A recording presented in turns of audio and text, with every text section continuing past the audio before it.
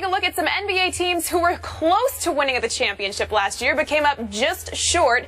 So we're going to ask our panelists what is it going to take to get these teams over the hump in a segment we're calling the missing link. So guys, we're going to start with the Cavaliers. They fell to the Warriors in the finals and came up just 2 games short of the championship last season. What or who is the Cavs' missing link? So for the Cavs, I'm going to go with a consistent shooter to help with some scoring balance and also spacing around LeBron James. There was a lot on his shoulders in the finals. And when Kyrie Irving went down, you lost your most consistent three-point shooter. And then you've got J.R. Smith, who at best is streaky. You don't have proven shooters in Iman Shumpert or Dellavedova. And then you really see the importance now in Kevin Love and his shooting ability, getting him back to help space the floor there. Now, another way to space the floor that I thought was interesting, too, I covered the Warriors this season, and Andrew Bogut said to me, Tristan Thompson spaces the floor. Why? Because he crashes the glass so hard. So he goes so hard every single time that Bogut said the key is I can't let him be in open space because then I'll never be able to box him out. I got to keep contact, which means I got to stay close, which means I'm defending him like a three-point shooter. Bogut said he actually had to defend Tristan Thompson the same way he would defend Kevin Love as a shooter because of Thompson's offensive rebounding ability. So as long as you can help space the court and clear it out and help it for other people, I think that's what the Cavs need. This is so easy to me. I mean, listen, they need a healthy Kyrie Irving. They need a healthy Kyrie Irving. I think right now we're talking about them winning the title instead of the team who covered, the Golden State Warriors. I think they would have still won. Maybe. I mean, they may have, but listen. We'll never know. What Kyrie does is he takes so much. You said they need a shooter. They need a scorer. That's Kyrie. That's what he does. He can get to the basket whenever he wants. He was never healthy throughout really the entire playoffs. And we didn't see it. They were able to get there. They were able to put some pressure, on Golden State, even without having Kevin Love. I mean, I don't even think Kevin Love, losing him, is going to matter that much. They're much better defensively without Kevin Love in the lineup. Let's face it, Tristan Thompson, not even close. Mozgov, rim protector. Mozgov, all of it. But Kyrie Irving is a key here. If he comes in, again, he takes the pressure off. He can make plays. He can let LeBron be more of a facilitator. At the end of the game, we all knew every single play, give the ball to LeBron. They couldn't even get it to him half the time until there was 7-8 in the shot clock. And he's taking contested shots that he won't have to take when Kyrie's out in the court. So, honestly, we could talk about all the other things. Blatt learning for another year and getting better in coaching over here, but it's Kyrie. Yeah. I think David Blatt is hoping he's not missing as a part of this link with the Cleveland Cavaliers, but story to be told with that one. For me, it's a backup small forward because, to your point about LeBron James, you can't continue to have him play 40-plus minutes. That's just not going to fly where he's going to have enough when the playoffs roll around at the end-of-game situations. I like this second-round pick, Sir Dominic Pointer out of St. John's, who can provide that relief. He can defend a little bit. Oh, well, he has the best name in the draft, Sir Dominic Pointer. Not King, but Sir Dominic Pointer. I like that name. I just think having that relief at the backup small forward situation because Kyrie Irving is going to be healthy.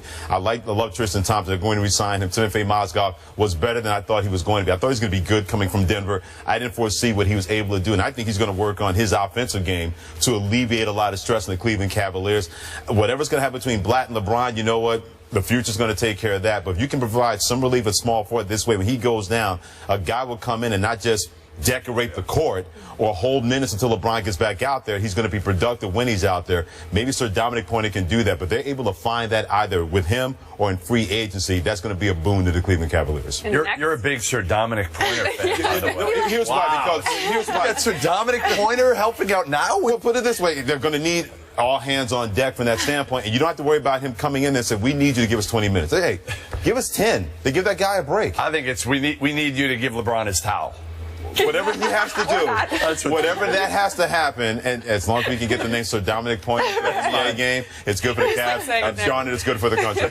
All right, next up, the Bulls. They fell to the Cavs in the 3rd round. It took them to 6 games, though. What or who is the Bulls' missing link? I think for the Bulls, it's rejuvenation. It was a lot last season with all the Thibodeau and ownership and executive drama. And then also you've got offense from your post players, which could use some new juice. Pau Gasol is talented, but he's up there in age. He's 35, probably playing too many minutes. Joakim Noah had a down year for himself last year offensively. And then also Derrick Rose, you hate to see him get hurt. You don't want to have that happen. You root for this guy so much, but his constant injuries are deflating. They suck the wind right out of him, out of his teammates, out of the city, out of the fan base, and it's hard, you know? So where do you get that rejuvenation from? I think you invest in Jimmy Butler. Get him back. Pay that man. He bet on himself, and he earned it. Yeah. And also, you've got a new head coach, which often means a fresh start. Yeah, I know Fred Hoiberg well, and I think he's going to be able to get this team healthy, both from a physical standpoint, because he's not going to ride him the way Tibbs did. And listen, Joakim Noah was hurt all year. They should have shut him down 2 weeks before the All-Star break. They could have given him a month off, and Noah could have been healthy. He looked like he was dragging out there with the knee issues. I mean, he had every issue known to man with his legs and knees. You know, everybody was hurt on that team at some point this year. Everybody. Gasol was kind of the last one standing. He got hurt in the playoffs. So I think Hoiberg is going to understand how to bring this team together. It's just a fresh approach that these players are going to love. So Hoiberg's a guy that he could talk to him. You know, Tibbs was not a touchy-feely guy. He just wasn't. Great coach, but Hoiberg will be able to communicate with the guys. And I think this team had factions in the locker room. And it's interesting because I know all these guys, and they're really good. Derrick Rose is a great guy, but has no interest in being a leader. Zero.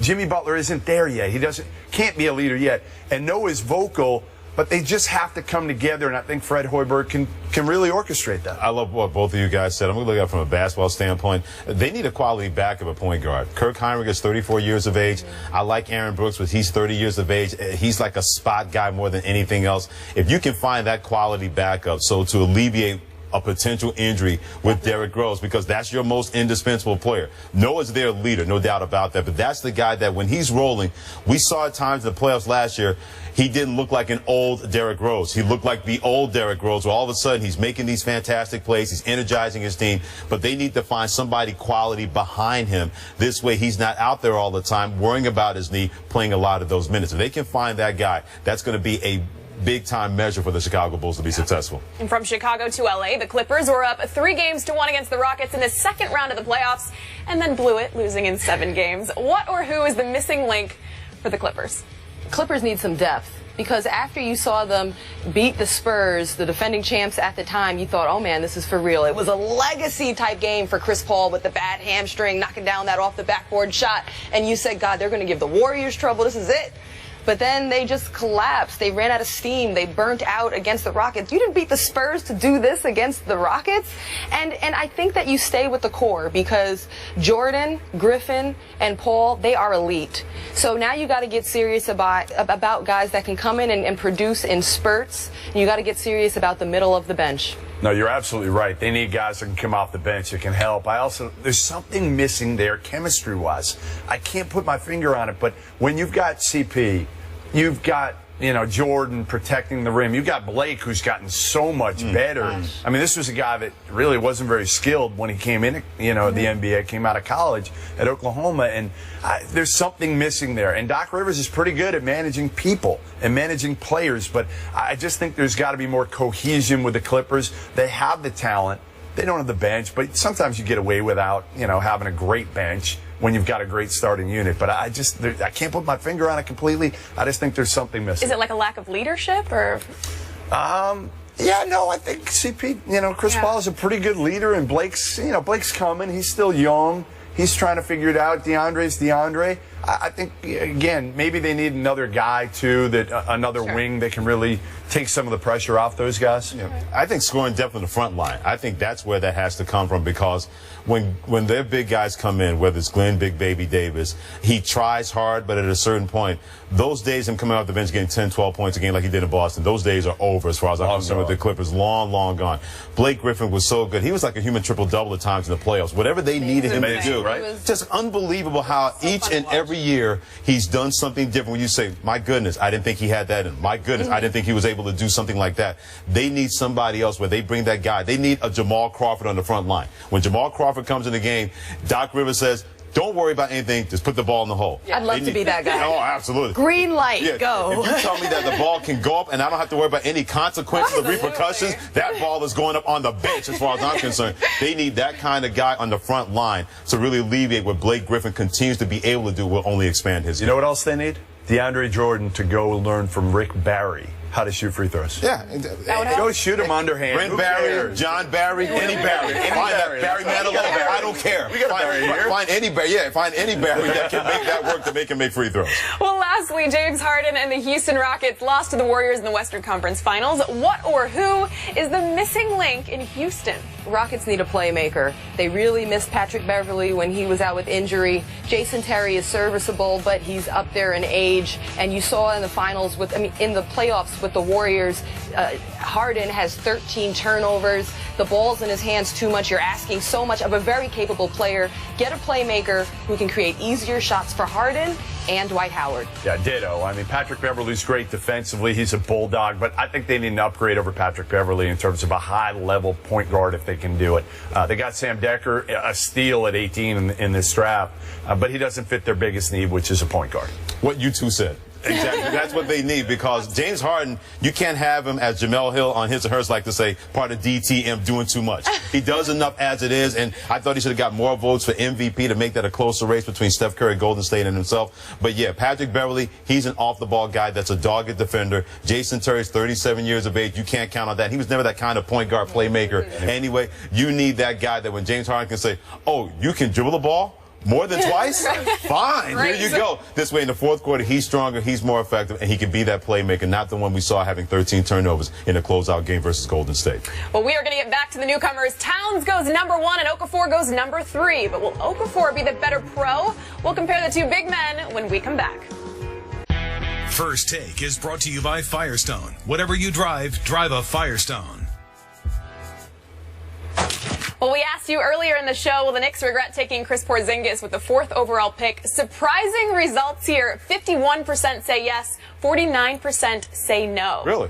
Now that we know that, Shocking. yeah, it really is. So it's time to take a look at which teams were winners and which teams were losers in this year's draft. Each of the panelists will give us their choices, and we'll start with the winners. Ross. My winner, the Lakers.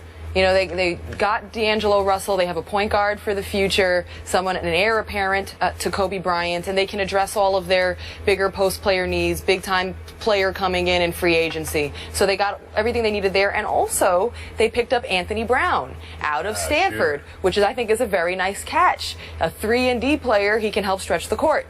Loser, I'm going to say Jahlil Okafor. Simply because he could have been a #1 draft pick. And there's money to be made in being #1 and storylines to be told. And then he ends up dropping to Philly, where it's a losing culture. There's a glut of post players, question marks. The game plan is not that clear. And it's just, I think it was tough on him. All right, I'm gonna rattle off a few winners real quick here. I'm gonna go with D'Angelo Russell as a winner. He's in LA. He's got the ball in his hands. He plays with Kobe and learns with Kobe. To me, the Miami Heat. You get Justice Winslow at 10. That's an absolute steal. He's going to be a great piece. Tough, versatile. He'll help kind of keep that culture going. I like Kelly Oubre in Washington. They've traded up a few spots with Atlanta and got a very talented wing player. So those are my 3 winners. Losers, Okafor, totally with you there. You don't want to be in Philly. You don't want to be in that culture. #2, the Celtics. I thought it was a bad pick. They took Terry Rozier. He duplicates what they already have. They took him at 16. It was a reach. Danny Ainge tried to trade up and couldn't. Rozier is kind of a non-shooting combo guard. Yeah, I went winners like players, because it's hard to say teams are winners and losers after the draft, although I'm going to go against that with the loser part of this equation. Winners, D'Angelo Russell, I'm with you guys. Going to the Lakers, Justice Winslow sliding in the Heat. Sam Decker going to the Rockets at 18, where you played with James Harden and Dwight Howard. I thought he won that one. All 3 of those guys losers. Knicks and Porzingis together. If I'm wrong, I'll say I'm wrong, but I don't think I'm going to be wrong. I don't think I'm going to be wrong on this one. So if keep the tape. Right. If it comes back to haunt me, fine. I'm a Knicks fan. I wanted to, but I don't think that's going to haunt me. I think the Knicks, and to your point, the Celtics, you have enough guards, and then you drafted 2 of them when you needed somebody else that can score on the front line on the perimeter. I thought that was a strange drafting. I like R.J. Hunter. I like R.J. Hunter because he could shoot it, and the Celtics need that. But they don't. And I like Terry Rozier as a player. I don't like him in Boston. Right, as a point guard. Well, guys, thanks so much for a great show. Jeff, you got in at 4 in the morning last night. Thanks for being here with us. I'm ready to go. I got a show tonight. My wife bought tickets for a show. I'm ready to go. What show? I don't even know. No idea. He's a good sport. He's a good sport. I'm just going to snore through. First Take will return July 9th. We will see you then. everyone. Great job, Melanie. Thank you. Absolutely. Great job, Roz. It's been awesome with you guys this week. Yeah, Freddie was okay. Right.